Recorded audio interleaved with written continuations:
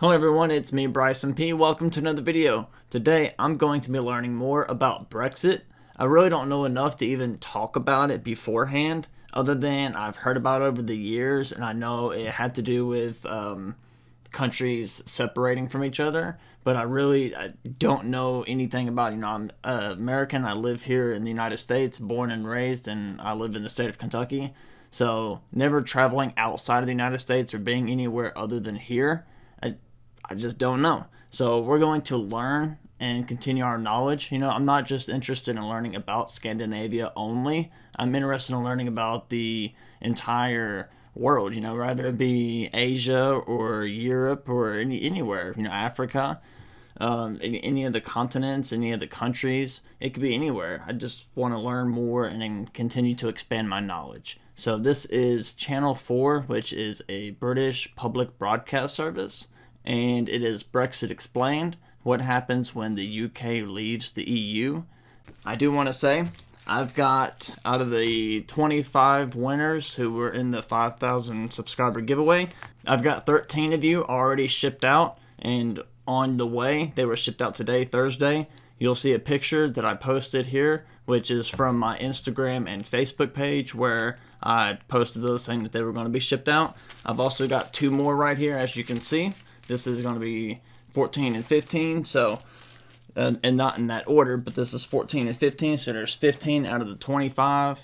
The other 10, I am still working on contacting, and I've already talked to a few of you. I'm waiting to hear back and get addresses, so that way I can get you your gifts sent to you. Inside of each one of your packages is the whole Trail of Tears. I mentioned this in the beginning. The reason why it's significant is because this weekend is the first weekend after Labor Day, which is when this actually happens. So I will be going to this weekend, which is the Cherokee Indian Pow-Wow, and doing a video similar to the Western Kentucky State Fair, how I did a walkthrough and gave you guys a guided tour. I'll be doing something similar to that, so that way you have a video to go with your gift that you were receiving. After the live stream was over, I was very busy for the next couple of days because we had a national holiday, Labor Day, which was on Monday.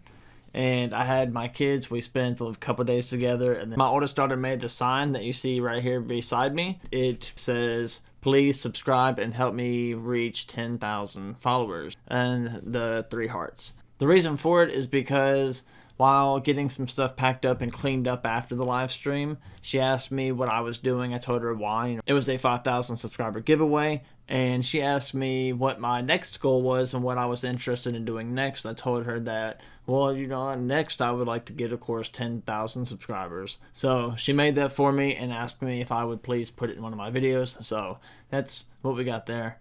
Let's get into it. Brexit Explained. Here we go.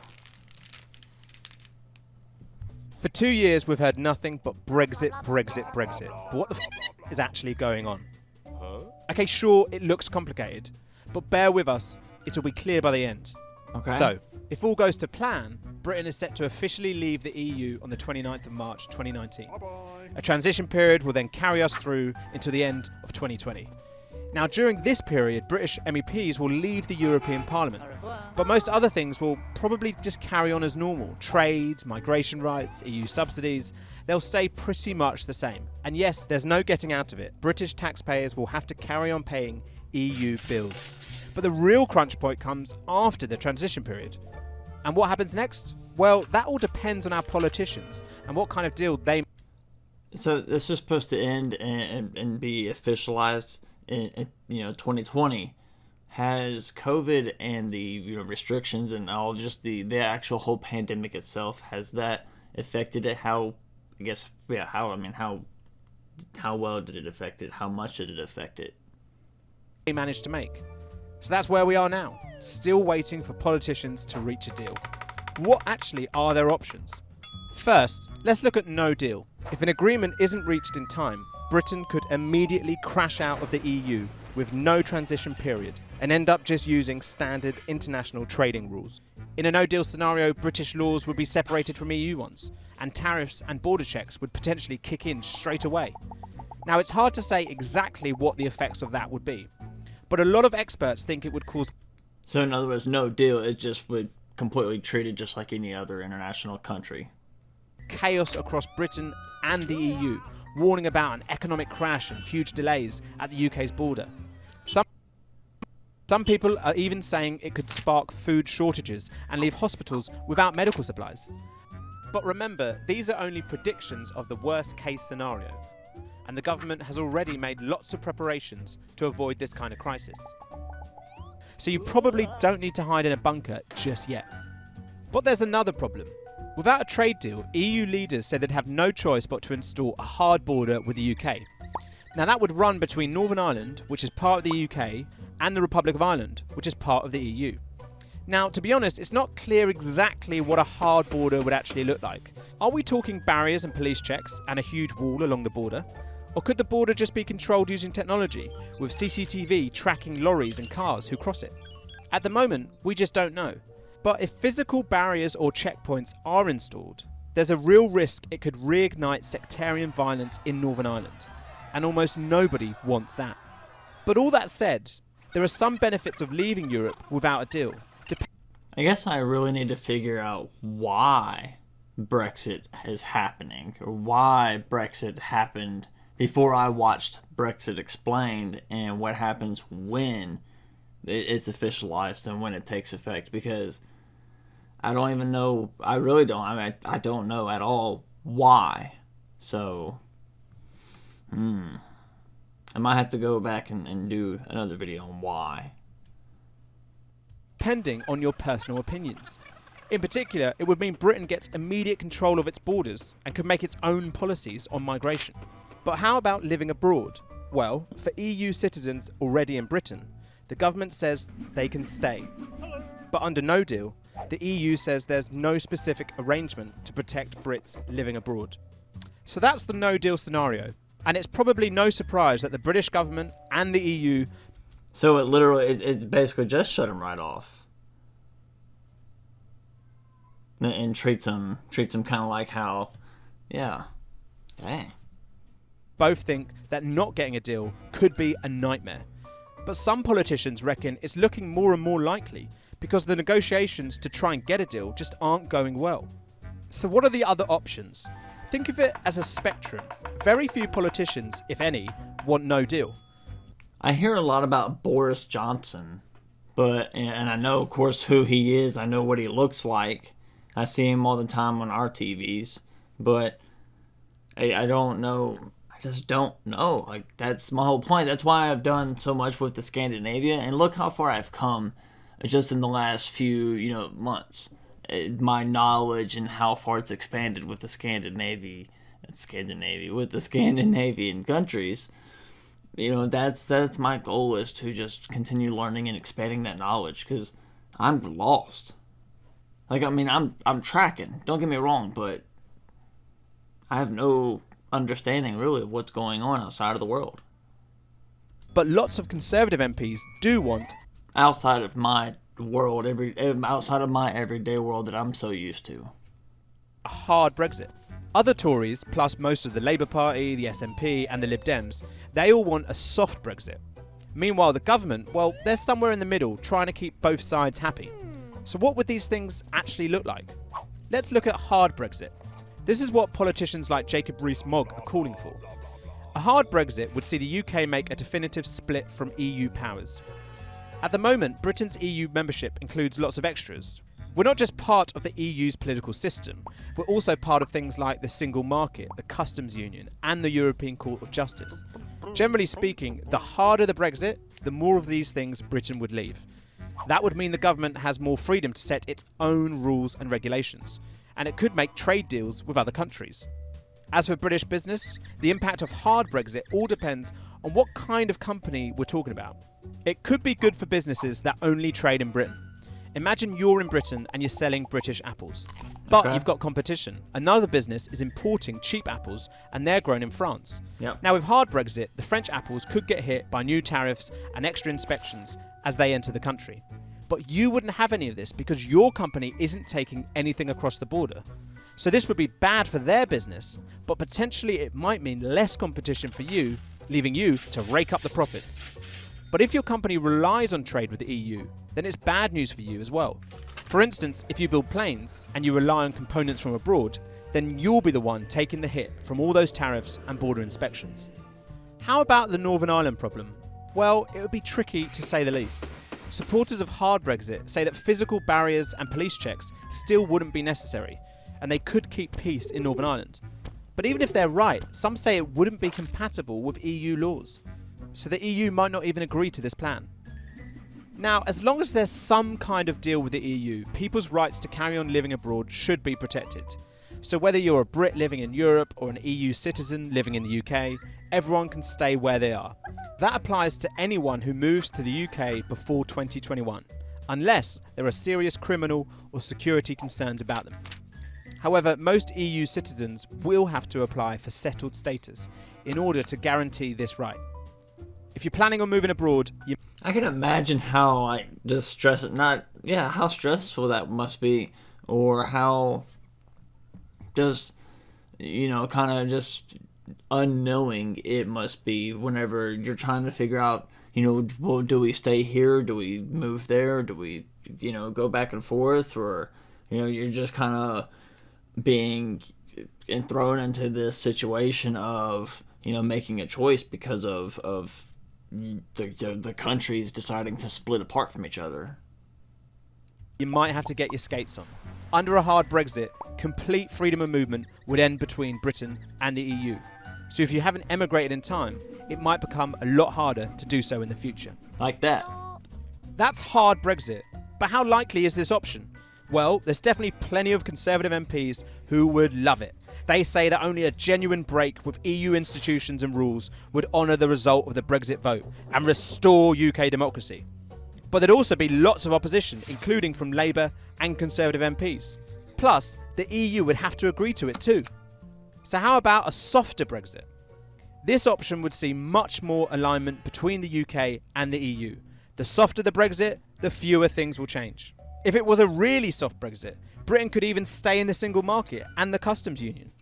Now, for British businesses, this would probably have the opposite effect to a hard Brexit. Let's go back to our plane manufacturer. Soft Brexit would probably be good for them, because it means no tariffs and minimal disruption. But on the flip side, many British companies, like our Apple seller, would face continuing competition from European rivals. Some also argue that a soft Brexit would mean the UK misses out on the ability to make new trade deals on its own, with places like the United States.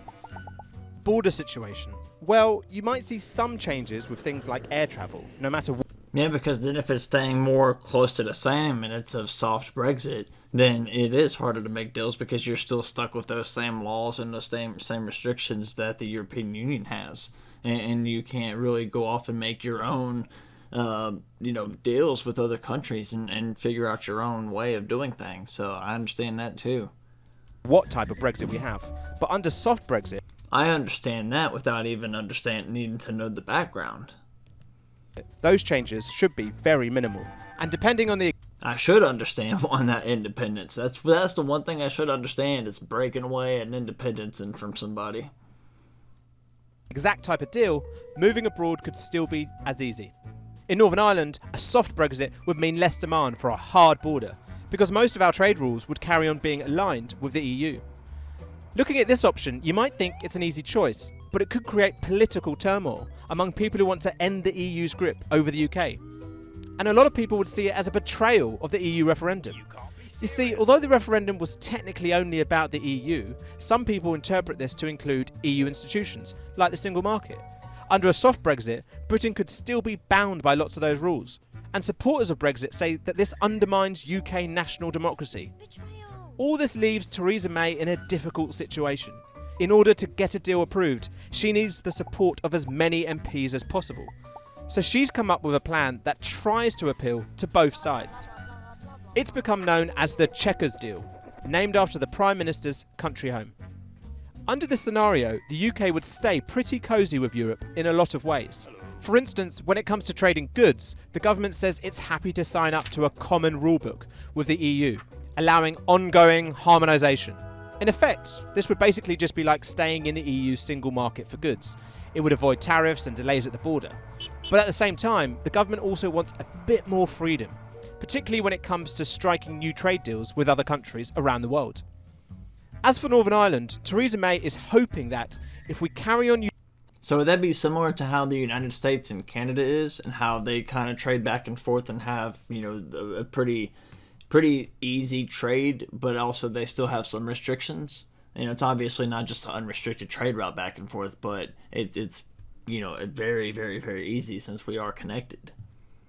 Lots of EU trade rules, she might be able to avoid a hard border. Hopefully that will stop any potential violence. Under the Chequers deal, everyone would still have their rights protected. So if you're an EU citizen living in the UK, you can stay here. But the government insists it would take control of the UK's immigration policy and end free movement. That's kind of it. In a nutshell, a weird mix of loads of different things. The Chequers deal is basically trying to cherry pick. She wants to keep some things from the EU, but ditch others. Now you might see that as a kind of compromise, but it seems like the EU aren't very happy about it. In fact, their chief negotiator has already dismissed this particular proposal. Oh, and loads of British MPs on both sides have also criticised it. So things aren't going brilliantly for Theresa May. Okay, so we've seen the four main possibilities for Britain after Brexit. Either we crash out with no deal, or we get a deal for hard Brexit. If not, we could take a softer approach to Brexit, staying closer to the EU. Or finally, we could do Theresa May's plan, or some other kind of compromise. These things could have massively different consequences, and everyone's got their own idea about what would be best. It kind of just depends what your main priorities are. Is it economic stability, controlling the borders, migration rights, or is it principles about British democracy? Whatever you think, the deadline for making a deal is fast approaching. Now, if the government runs out of time, it might resort to a high-risk alternative to avoid a no-deal situation. Either it could try to delay Brexit, or it could call a second referendum and ask the public all over again. Are they happy with the government's Brexit plan? So then what did it end up being? What was the plan? What did it all end up being? How did it end up turning out? I know that this is a couple years ago, but I seriously do not know. Do people still want to leave the EU? Neither of these options would happen without a fight. For one thing, Brexit supporters would reject them, saying the government is just trying to stop Brexit altogether. And postponing it could open a huge legal and political minefield. Like, I know Brexit happened, obviously, but I'm curious which version of it happened. Which, the soft, the hard, the in-between, the not at all. I don't know. That's why I gotta learn. Okay, so that was Brexit explained. What happens whenever the UK leaves the EU? I really don't know what to say. I'm curious, and I've already kind of asked my questions, and I know that Brexit happened, and like I said, I really don't know. That's my whole point. Up until just a couple weeks ago, I didn't even know, really, honestly, that, heck, you guys saw. I didn't even know that it was an island, right? So I got a lot to learn, especially about the world, and I've got plenty of time to learn it. So I'm excited to see where this channel takes us, and I can only imagine where we will be this time next year or in 2-3 years. So that's it for today. I hope you have a great day, great night, whatever time it is that you see this. It's me, Bryson P. Goodbye.